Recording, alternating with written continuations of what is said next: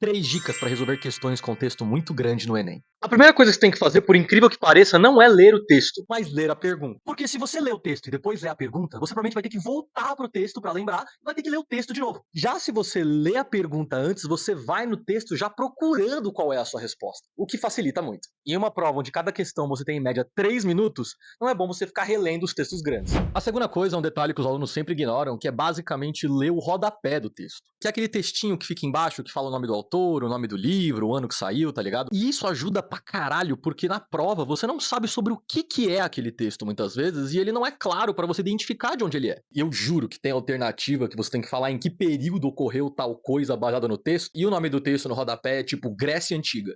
Então você já mata lendo só o rodapé e nem acessando o texto. E a última dica é uma coisa que varia de aluno para aluno, então você tem que saber se isso faz sentido para você, que é basicamente saber o quão difícil vai ser as questões de texto no final ou no começo da prova. Eu, particularmente, fico muito cansado de ler texto no final da prova, então eu pegava as questões que tinham maior texto e fazia elas logo de cara. Porque eu notei que às vezes que eu deixava por final, eu já não entendia direito, a minha cabeça estava cheia, eu estava estressado, então isso não funcionava para mim. Porém, eu sei que tem pessoas que preferem deixar esses textos grandes justamente pro final para poder fazer as questões menores que valem tanto ponto quanto as questões grandes, tá ligado? Então essa última dica vale mais para você entender como que você funciona na prova e o que é melhor para você. E é isso, espero que eu tenha ajudado alguém que tá vendo isso aqui e boa sorte no vestibular.